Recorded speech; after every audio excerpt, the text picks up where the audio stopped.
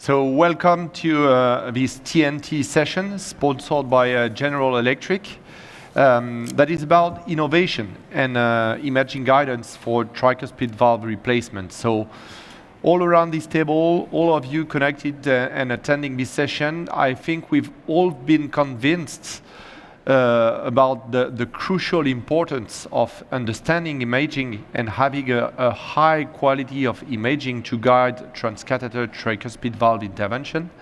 And this is what this session is about, just to help us understand that and to help us learn more about that. To my right, in order to do that, we have Nina Wunderlich, Didier Tchetche, and also George Nickenig. Hi. And we'll be happy to discuss with you around this topic. Didier, I think you have some information for our colleagues. Yeah, sure. So as usual, this is a session dedicated for the overall community, and so the people who are connected remotely, feel free to pop up any kind of questions or comments or thoughts that you may have. We have Victoria Delgado who's connected and is going to answer directly your questions, and some of them are going to be addressed during that session by Nicolas and all the team here. So feel free to interact. This is designed for you, and we need everyone's input just to make the key learnings from these sessions. Thank you very much, Didier. So the way it is constructed is case-based. So what we're going to do is to start from a case from our mutual experience from Didier and I from Toulouse to launch the discussion throughout this session. So please, if we can see the information regarding the patient we're going to treat and to study during this session. So it was a patient we treated some weeks ago, 84-year-old female. You see normal size, normal weight, active, no frailty regarding those age. We always pay attention to that. Normal cognitive function, and with a main history of restrictive cardiomyopathy, and logically in that setting in permanent atrial fibrillation. So she was referred to our institution several times for heart failure, describing NIH class 3 shortness of breath, and with also clinical signs of right ventricular heart failure. On the laboratory testing, we did not find anything remarkable. Two things that needs attention in that setting of tricuspid valve disease: the renal function, but was only mildly impaired here, and the hepatic function. And this patient was in a Child-Pugh A score, so no major hepatic dysfunction. Another thing I think that requires a lot of attention before to go for transcatheter treatment in that setting is the optimization and the medical treatment. So you have here the medication of that patient. You see quite a significant dose of diuretics, apixaban, of course, because of the permanent atrial fibrillation. And you see all the remaining medication that I would say were quite good in that setting. So we discussed, of course, you will have some detailed input about imaging assessment, but Nina will go to that in a few seconds. But we discussed this patient within our heart team, and because of the age, some frailty related to the age, but not extreme, as I mentioned, symptomatic despite optimized medical treatment, good quality of life, the will of this patient to have a better clinical condition. We wanted to explore the possibilities for transcatheter tricuspid valve intervention, and I think Nina and George, it's something that is quite logical given the presentation we've done. Yeah, absolutely. I mean, it's still a high-risk patient, and if you would refer to surgery, there is no real indication for open heart surgery in that type of patient unless there is anything else to do on the heart, and that is not the case. And therefore, if you have to focus on the tricuspid, and therefore we are looking forward for the imaging analysis, then I think a transcatheter approach, especially if medical treatment is futile, is the way to go. Thanks. So Nina, maybe you can now describe us the imaging for that patient. Yes, thank you, Nicolas. So let's have a look on the TE evaluation of the patient prior to the procedure. So what you can see here is a four-chamber view, and first of all, let's focus on the mitral valve. So we see a mitral valve regurgitation jet. It's not a severe mitral regurgitation. We also see some calcification of the mitral annulus, but I think the most important point to point out here is a very small left ventricle, and we have a relevant dilation of both atria. We also have a dilation of the right ventricle, but it's more pronounced visible in both atria. So if you look at a patient like that, I would think my first thought would be this is a restrictive cardiomyopathy. And yes, you can see from the still frame in the middle, indeed, we have a thickened interventricular septum, and the left ventricular mass in this patient was borderline but slightly enlarged. What's also important to mention here is that the ejection fraction was normal. So even if the ejection fraction was normal, this was calculated with 62%. As you can see here, we have signs of subclinical left ventricular dysfunction because the global strain here is reduced with about 15%. This should be normally around 20%, at least. So let's focus on the tricuspid valve. This is again a four-chamber view, and it's important to realize here that we have a jet which originates from the middle of the valve. We don't have any real deterioration of the jet. It's quite straight, and we don't see a severe tethering of the valve or a prolapsing part. So from a first aspect, I would say, well, this is a candidate which really can be selected for an intervention. So if you look at the PISA calculation, this gives us also a value which says that this patient has a severe tricuspid regurgitation, and also the analysis of the 3D vena contractor area gives us a value which is in the range of a severe tricuspid regurgitation. So the next thing which is really important to realize, to look at the right ventricular function, and in this case from the transthoracic TEE, we had an information that the TAPSE was also a little bit reduced, around 15 millimeter. And what you can see here is a strain adoption from the left ventricular side, but we see a global right ventricular strain here, which is around 50%, and this is lower than it should be, so normally it should be at least around 23%. So we have a reduction in right ventricular function. So again, in the right ventricular outflow and inflow tract, we confirm that the jet is in the middle of the valve and that we don't have any deterioration of the jet. We might have, as we can see in the long axis view, in the X-plane view or biplane view, that we might have a small tethering of the septal leaflet, which slightly deteriorates the jet a little bit towards the septum. The transgastric view is of major importance because we can address the segments, the leaflet segments. How many leaflet segments do we have? So I labeled them here. So in this case, we have a valve with 4 leaflet segments. We have an anterior portion. The posterior leaflet is separated in a P1 and a P2, and we have a septal leaflet. What is also important to point out here is that the origination of the jet is in the middle of the tricuspid valve. So the next image here gives you a 3D image of an office view of the right atrium. So this confirms that we have a valve with 4 leaflets. And if you have a look on the image on the right, the aorta is here positioned at around 5 o'clock, and this is orientated in this way to have a better look at the anteroseptal commissure. And again, this confirms that the jet is coming from the middle of the valve, more orientated towards the anteroseptal part. So this is an evaluation we usually, or I would recommend for, if you want to go for an edge-to-edge approach, for example, you definitely need to know about the radial length of your leaflets. So multiplanar reconstruction can be really helpful in this case. So you position and orient your laser lines along the commissure, the anterolateral commissure, so the other orthogonal plane will be in a 90-degree, and this gives you a very nice orientation, as you can see on the image on the bottom left, of the radial length of your septal and anterior leaflet if you want to address those leaflets, which is in most cases suitable and needed for the patient. So the last thing what we can see here is a tricuspid valve quantification, where we get an information about the circumference of the annulus. We get information about the dimensions of the annulus. So this is slightly enlarged. In this case, we have 45 millimeter and 42 millimeter in the other axis. You can also get values here from the tenting height. So we have some amount of tenting. It's not extreme, but we have a centimeter here. And also the volume, the tenting volume is increased in this patient around 4 square centimeter. So thank you very much, Nina. Didier, of course, feel free to interrupt us should you have any questions coming from our colleagues connected. Exactly, Nico. We have a first question coming from Piotr Sisklo, and maybe it could be dedicated to you, Nina. It's why don't you use RV ejection fraction rather than the RV strain?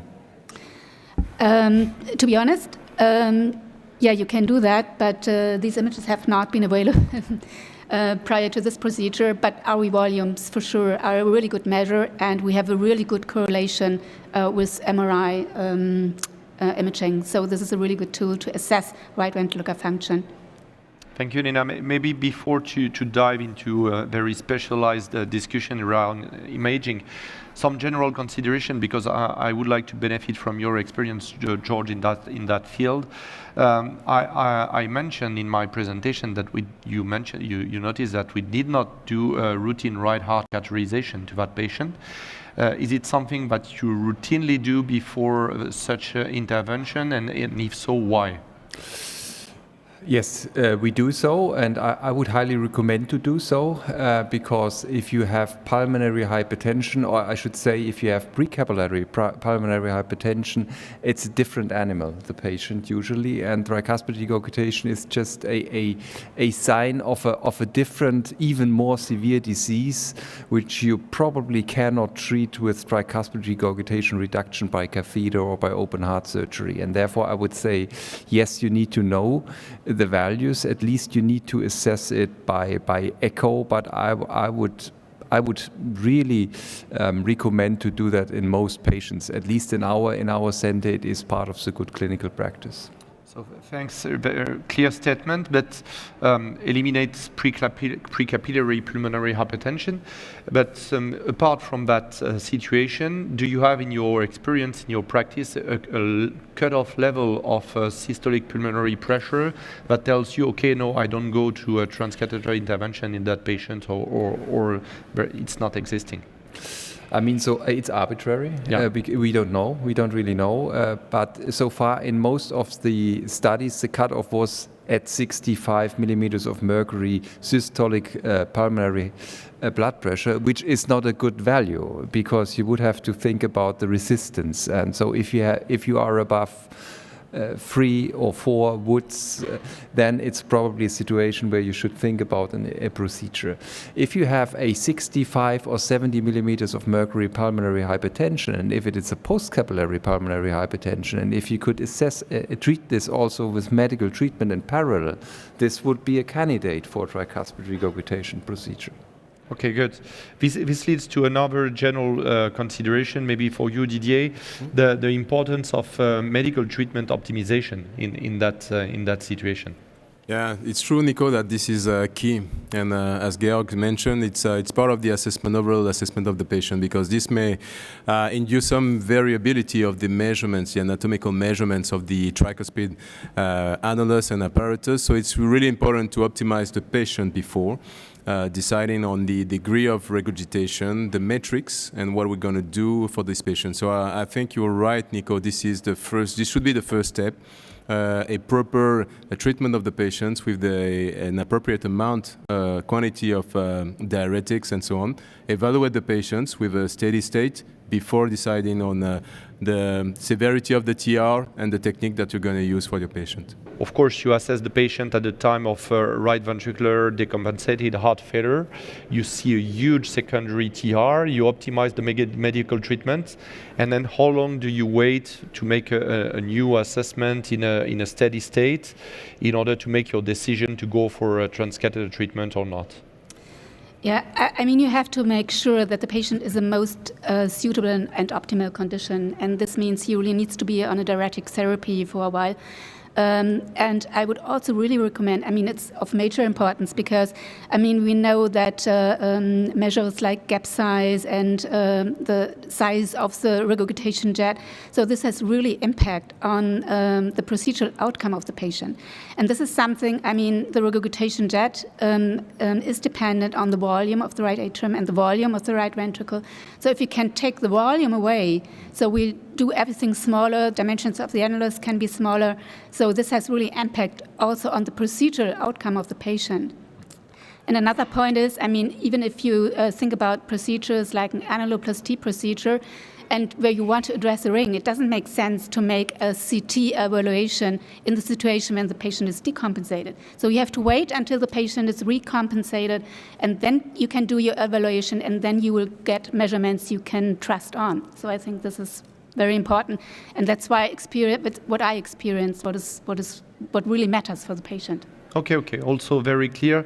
Now, coming back to the imaging, we saw, George, considering your local practice, your experience, what kind of intervention would you have offered to these patients? I think it is not one of these very desperate patients. It's a severe TR. It's not a torrential TR. So you have several possibilities. You could think about a TEER device, so a Triclip or a Pascal device, because you have, I guess, a major jet in the anteroseptal commissural line. But the point taken by Nina is very important. There is also a jet in the middle of the valve, and therefore it is probable that if you even are able to perfectly clip the anterior and the septal leaflet together, there will be a significant residual TR in the middle of the valve. And then you are in the setting of a 4-leaflet valve. You have still 2 posterior leaflets to deal with. And it may not be a perfect outcome with the TEER device at the end of the procedure, but it would be worthwhile trying, for example. But you should consider, if you place the first, let's say, Triclip, and if you are not satisfied with the result after the first clip, you should be ready to abort the whole procedure and go for a different approach. And the other alternative would be, of course, to go in for an annuloplasty device. I wouldn't favor this approach here because the annulus is not too large. If I recall that correctly, it was like 42 to 44 or something. 45 by 42. So it's large, but it's not probably not the only leading pathology, and therefore it's a complex procedure. And the other option would be, of course, to get around all of these problems, would go for a replacement device. Okay. Nina, same question to you. Yeah, I would think in a very similar way. I mean, I think in experienced hands, it would be possible to do an edge-to-edge approach in this patient. Not so easy. I would also think that an annuloplasty procedure would be considerable in this patient. Because we don't see a lot amount of tethering, so the major axis is the axis of the dilated annulus. So I think this would really be an approach I would consider in this patient. And I mean, transcatheter replacement is also an option in the patient. So we can liberally share with Didier how was and what was our decision-making process for that patient. It was more or less the same as the one you explained. Of course, we had at the current time less experience than you both have with transcatheter tricuspid valve repair devices, mostly Triclip, but we have started our experience, and considering this, we felt that we might obtain, I would say, a good result, but with some residual regurgitation. And simultaneously, we had the opportunity and the possibility to offer the participation to this patient to participate to a TRISCEND study, with a study allowing to implant a transcatheter tricuspid valve replacements. And therefore, based also on previous experience, we considered that if we could offer this solution to this patient that mostly eliminates the TR with a very good safety profile, it would be in our algorithm the first option and the first choice. Another aspect to consider, which we didn't really tackle, is the right ventricular function, and this would be also in favor for a replacement device, because the RV is not completely gone. I mean, it is impaired, but it's not severely impaired or dilated. So after the mismatch, we would probably to fear after replacement device, and therefore this is also a point on the side of replacement. Okay. So this was exactly one of the comment from one of our friends. The question was, once hemodynamically optimized, if the RV function is still depressed, which therapy would you favor, a repair or replacement? So it was exactly in the scope of your answer. Okay, so very clear, and even though we don't have numerical cutoff, listening to your answer, we start to understand that all those things, the pulmonary hypertension, the RV function, can be integrated in this decision-making process to make our choice between repair and replacement in that. Okay, so as I mentioned, this patient was proposed and approved to be to participate to the TRISCEND study, and before to listen together to the recorded live case we did with Didier some weeks ago, I think it's worth having a look at the CT scan assessment, because to go for a replacement, you need also to have a comprehensive CT scan analysis. So these are the summaries, the two summary slides regarding this CT. You have a drawing of a perimeter in diastole, systole at the level of a tricuspid annulus, and based on the extrapolation of a perimeter derived diameter you find, and according to the available valves, you choose the valve that could be the best fitted. Here it was a 52 millimeter Evoque valve. And then two other, I think, important points that we'll comment during the case are first to ensure and to check that the overall anatomical configuration is suitable for the catheter to drive the valve into the correct place. I mean the angulation between the arrival in the inferior vena cava and the steering towards the tricuspid annulus, and also the depth and the configuration of the right ventricle and the respective location. You see that at the top, at the left of the image, the respective location of the tricuspid annulus and the head of the tricuspid papillary muscles, because you will see during the procedure it's something that is looked, and it has a crucial importance. So I think now we can review and listen to the recorded case and see what we've done with that patient.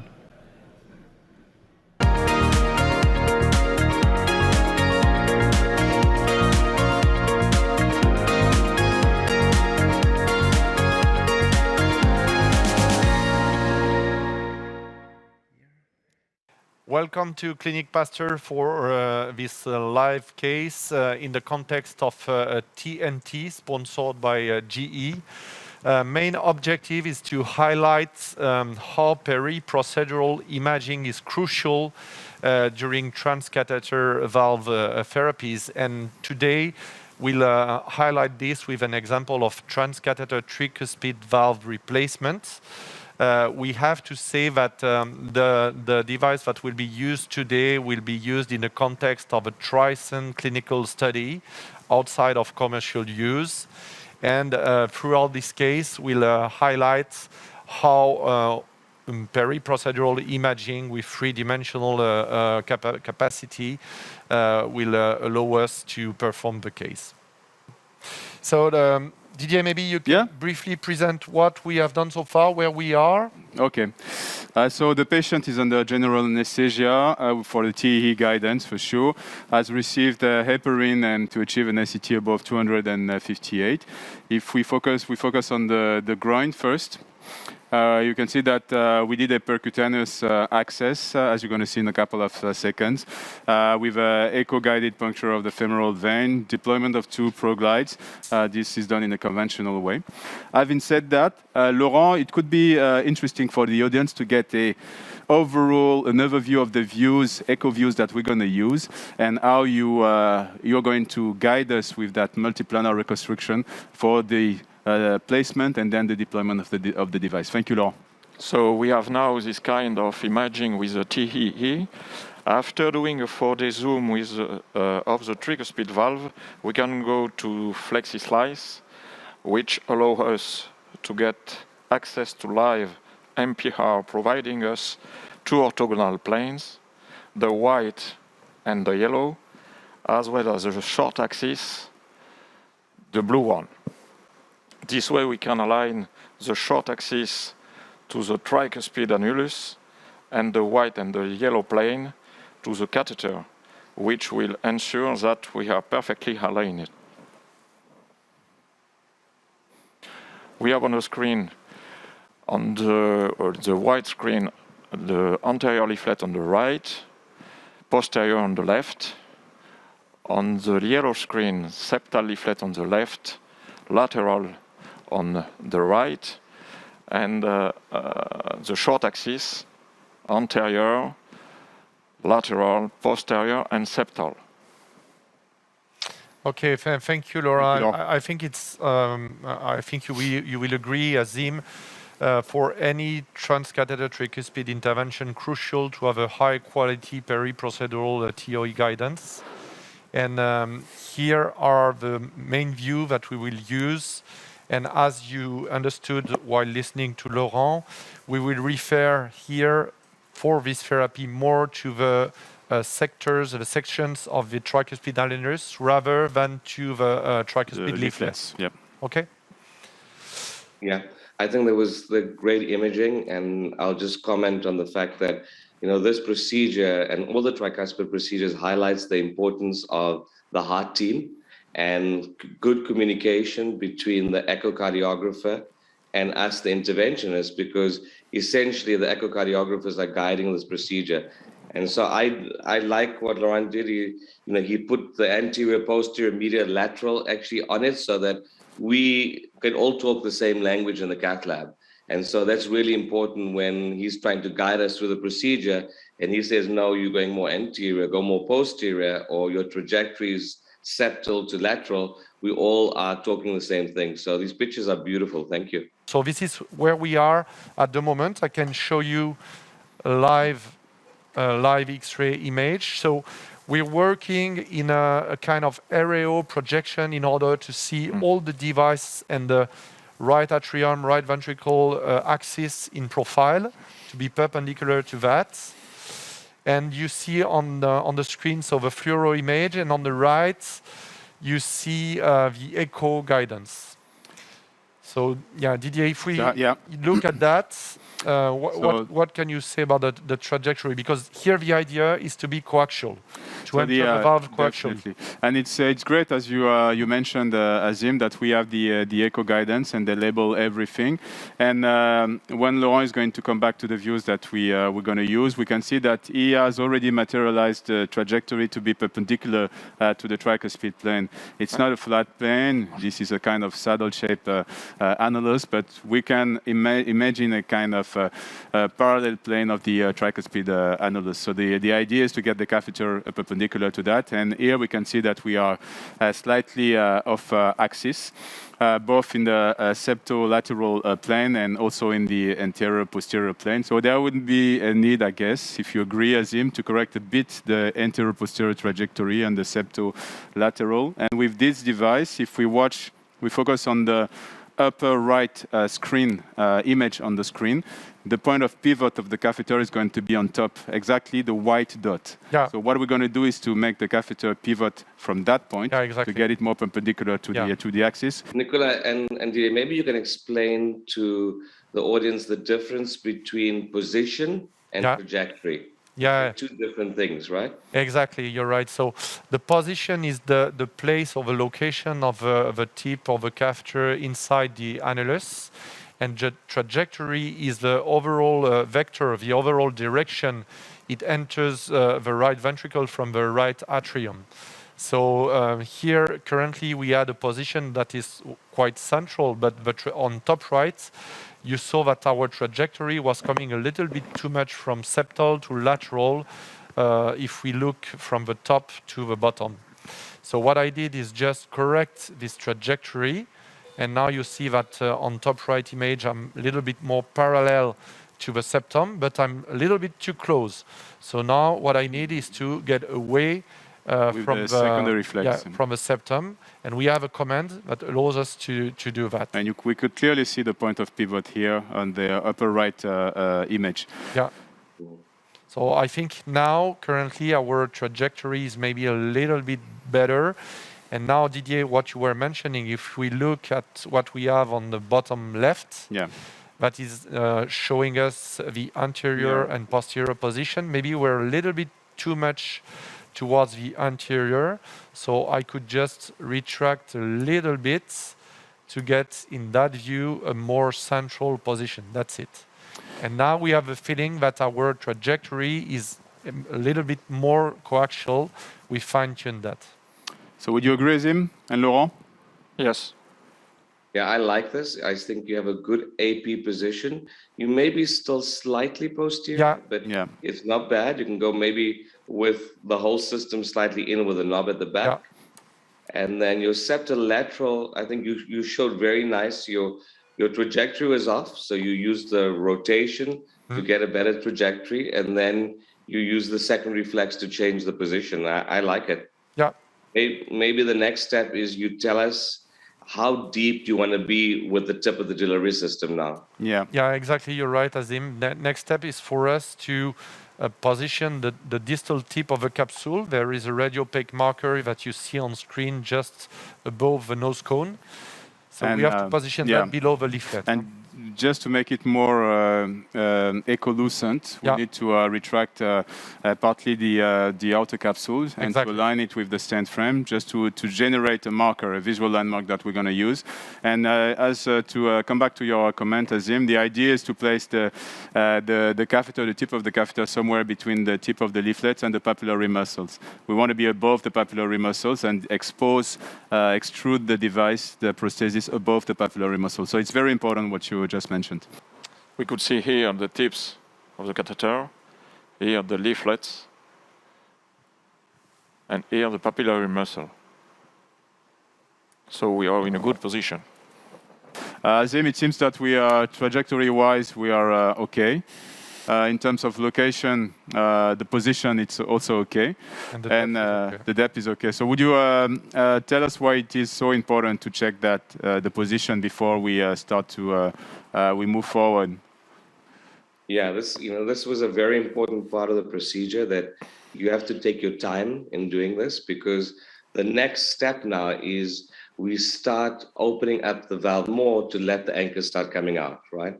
And we want those anchors to come out between the leaflets and the papillary muscles, because we don't want them to grab the papillary muscles or to get stuck on the subvalvular apparatus. Also, once you start moving forward to the next step, you now are committed to the procedure. Right? You have to then finish the procedure and deploy the valve. So this is an important moment to kind of just take a moment, check the position of the catheter, how much you've used your primary flex, secondary flex, and depth. Okay, because if you decided for some reason you couldn't get the delivery system into the right position, you could abort the procedure now and take everything out. We're going to go to 45 degrees? Yeah, 45 degrees. So I'm rotating this knob. And at that stage, we still have the echo, but it's going to be mainly the fluoro, Nico, to do so. And so it's the outer capsule that you retract, and we can see the movement now. Yeah, I'm going really slowly. Okay. And you see how everything is controlled. Huh? So let's come back now to echo guidance and confirm that we have a proper location between the leaflets, above the papillary muscle, well placed regarding trajectory position. So Laurent, what do you think? We need to go down a little bit. A little So bit we need more. to be Yes. deeper to get closer, just below the leaflets. Just a little Okay. bit deeper. Okay. Would you agree, Azim, also? Yeah, just a little bit of depth, not too much. Yeah, You yeah. just want to be sure that when you go to 90 degrees with those anchors, and they flip, you really are going to be below the leaflets. Okay, so next step will be to expose at 90 degrees. 90 degrees? Okay. Okay, good.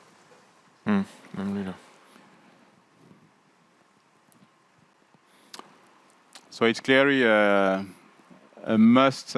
mandatory aspect of the procedure, that echo guidance, because we clearly steer and control everything from that point, with that imaging modality, and that's why it's so crucial to get a clear visualization and understanding of the anatomy of the patient and the views.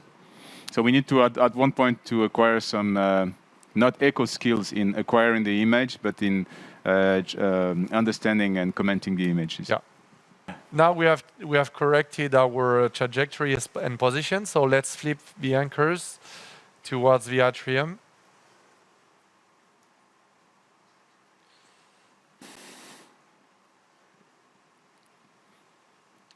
Yeah, this is a very controlled expansion. Yeah. Yeah.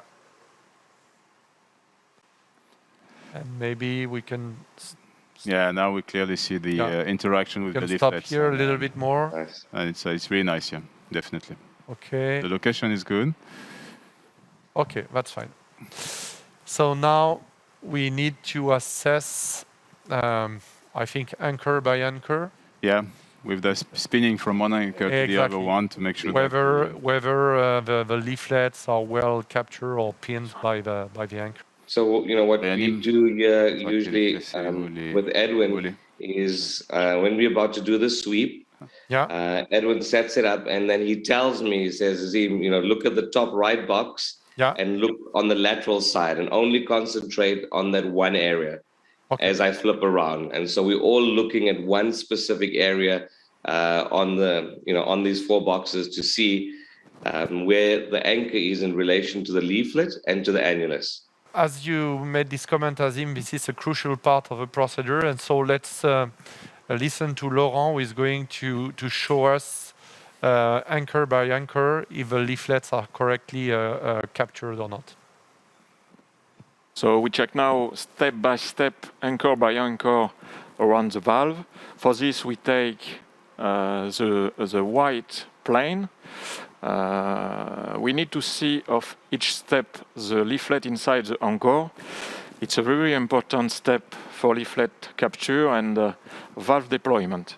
So first anchor is this one, looking 7 hours, and we look the leaflet and the anchor on the right part of the white screen, on the left and down part of the screen.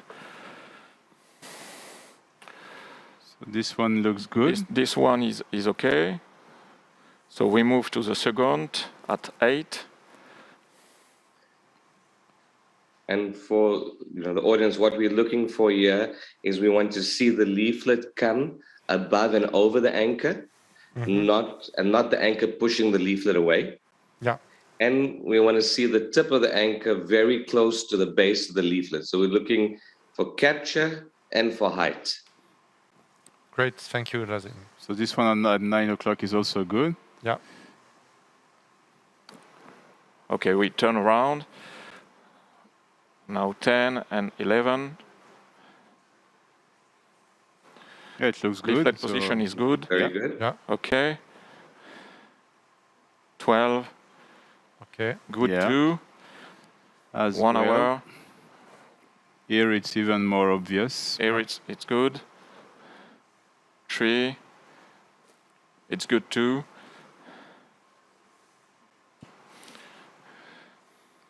Here there's a bit of shadowing because we are Okay, close it's to good. the commissure, in fact.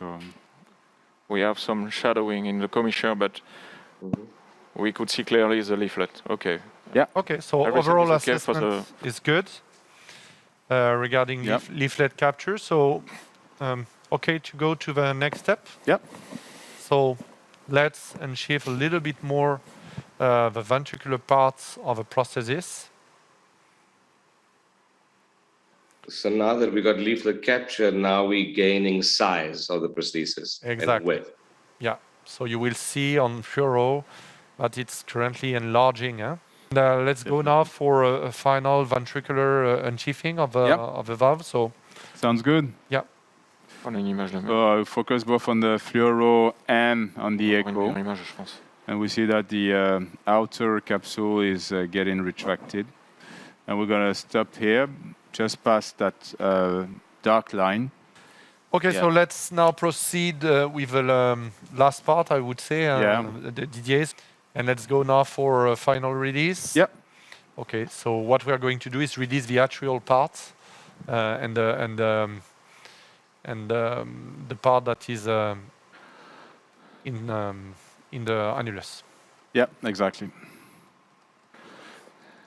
So we can see that nothing changes. It's very and you go to the hot stop. Yeah. And now the prosthesis is free. Here is the final outcome. You have the fluoro bottom left. Laurent, maybe you can comment on the final echo assessment. With this view, we confirm the very good results. We have a good deployment with the valve. There is no PV leak. We can see here clearly. No gradient. One for the gradient, and we confirm this with 3D view, and with 3D view with color. This is a perfect result for this patient. Yeah, Azim. So thank you for being with us during this case. Final comments, final words from you. Yeah. Firstly, let me congratulate you, Nicolas, Didier, Laurent, and the whole team in Toulouse for a beautiful demonstration of a tricuspid valve replacement. I think the audience will hopefully see why we chose to show this in a session about the future.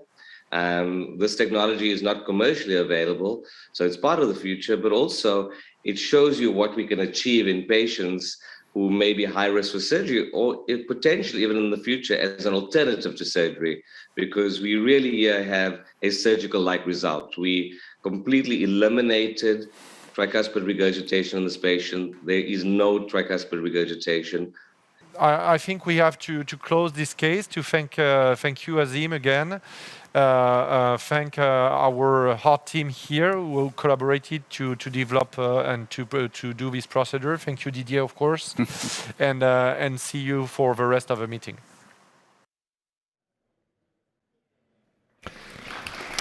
Thank you. So I think the main learning I would take from that case is the value, the importance of high quality peri-procedural imaging, because we immediately understand, seeing that without a high quality live multiplanar reconstruction, it's impossible to assess the proper deployment of this valve. So I have a question regarding that to that point, Nina, for you. You have under your eyes the usual transesophageal peri-procedural views that we use during our TriClip or Pascal tricuspid, and sometimes it's really difficult to have a good tricuspid imaging. So can you tell us a little bit more about that? So if I understand your question correctly, so the question is, why do I get bad images? So there are a lot of reasons for that. I mean, the first thing is the TE probe is in posterior position, and the tricuspid valve is very far away, much further away than the mitral valve. So visualization of the tricuspid valve itself is more difficult from this point of view. The next thing is the leaflets of the tricuspid valve are thinner. Then in many cases, we need a deep esophageal view. And in the deep esophagus, the esophagus usually curves away from the heart. So we have many issues there why we have bad imaging. Another big point during interventions is that you can have shadowing. This can be due to anatomical structures, for example, a very lipomatous septum secundum. You can also have shadowing from devices which are already implanted in the patients, like ASD devices, PFO devices, or mitral bio or prosthesis or even mechanical prosthesis and even an aortic prosthesis can cause a lot of shadowing. Or if you just look at a native structure, even the aorta, which is calcified, can cause a lot of trouble by shadowing the anterior septal part of the tricuspid valve. So we have a lot of issues that are causing problems during our interventions to really get good images. Okay, thank you. Quite clear. I think you want to share with us now some information about the part of the future, how fusion imaging can or might improve our procedures. Yeah, what I learned today, and I think this is crucial during this kind of procedure, it's of major importance that you really align your catheter system in an orthogonal plane to the annulus. Yeah. Can we have the slides of Nina for the next presentation? We can have maybe a glance in the future, and if this could be something which make our lives a little bit easier in the future. But what I see here is not what we want to see. Yeah. So yeah, it's going to happen in a few seconds. It's a presentation about how fusion imaging can help in transcatheter tricuspid valve replacement. So maybe in between, I have a question for maybe George and Didier. You mentioned that it's so important that you have an adequate distance of the annulus to the heads of the papillary muscles. So what kind of distance is acceptable? How many space do you need? This is highly variable from a patient to another one, but it's the core idea is to be sure that you're going to expose the anchors below the leaflets, the tip of the leaflets, and above the papillary muscles, not to get entangled, because you want to be free to expose the anchors and then expand the device. So it's you need to get at least a couple of centimeters. 1 or 2 centimeters to be sure that you can really locate the tip of the catheter and expose the anchors in a safe way. So 1 or 2 centimeters are enough. Yeah. Thank you. So let's have a look at an imaging modality which might be helpful at least during certain steps during the procedure, which can help to have a better alignment. So what we see here is a fusion of images. So we have a CT which was acquired prior to the procedure, and as superimposition, you can see here the 3D TE.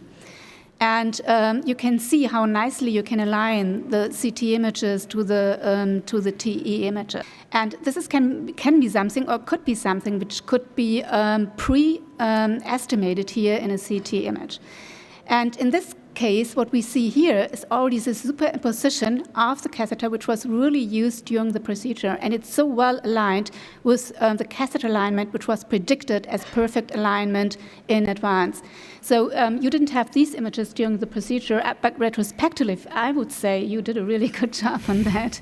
First, to ensure that our coaxial trajectory arriving towards the tricuspid valve is correct. And you beautifully show that. And second, because you saw during the case that visualization of the head of a papillary muscle is not so easy. So here, but just putting markers on that and having this fusion, I think it would be as simple as it is in the pre-CT analysis in the image I showed you.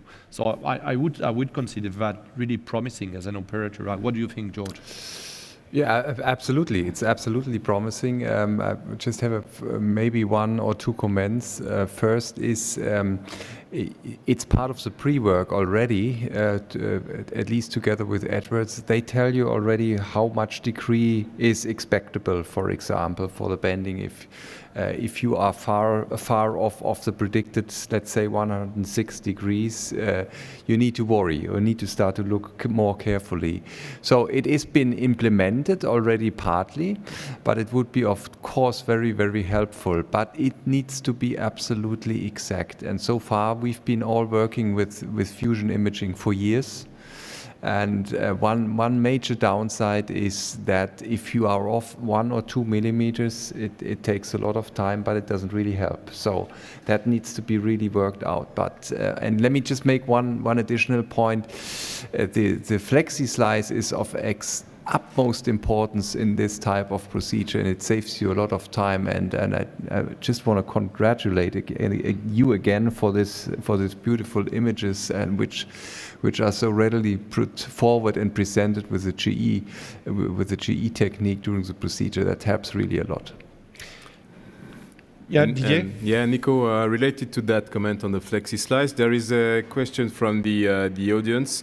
It's coming from Anna De Giovanni on the mode of acquisition of the flexi slice. Is it coming from the mid-esophageal or the deep transgastric view for the tricuspid? Nina, maybe? So in this situation here, I mean, you can generate it from every 3D image you acquire from a 3D zoom, for example. But in this case, it was acquired from a 3D zoom, and the 3D zoom was acquired from the right atrial side. Yeah. Yeah, that's another beauty. It's a 3D volume, and then you cut slices into it. And if you have only a transgastric view available, you can even do the 3D volume from there. Yeah, I mean, in this case, you want to align the device to the annulus, so it doesn't make any sense to go with transgastric because you don't see the annulus. If you target the leaflets, for example, it makes sense, and you can also use 3D volume over there and use, for example, for an edge-to-edge approach, and use the MPR technique for that, to really get a good alignment and to see if the leaflets are really above your device. But for this procedure, it doesn't make any sense to go transgastric.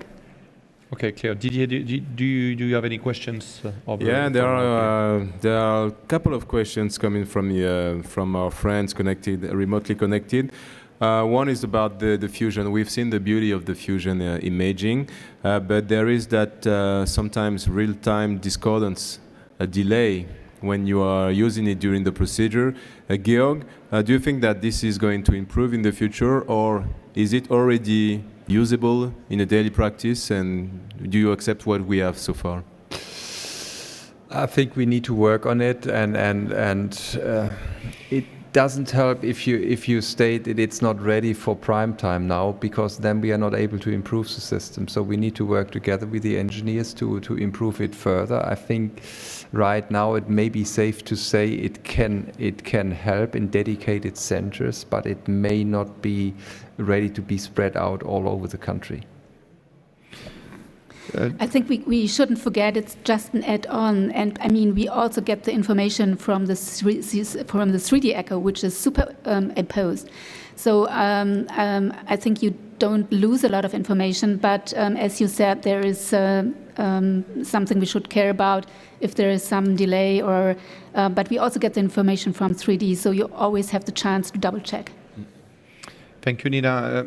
Thinking still about how to guide our tricuspid procedures, I would like to hear from you, George, your experience with intracardiac echography. Is it something that you find useful, and is it something that is going also to improve, because we started only with 2D modalities and now we have maybe more performing solutions? First of all, we don't have a lot of experience in our center with ICE. We used it several times in cases in which we were not able to get any imaging, any decent imaging going with TOE. But in the cases in which we don't have TOE available for the reasons outlined by Nina, it can be very helpful. It used to be a 2D imaging or a kind of lousy multiplanar, but now the novel systems, they have a nicer angle for the multiplanar device in the eyes, so they have 3D images available. So far, I think they are not approved in Europe, but they will help certainly for the further procedure. Just one point of caution: you need to get trained on this device. It's not easy. You need to get orientated in the ventricle, and it's like a TOE. It has to be done by an expert, but it can help certainly. Thanks.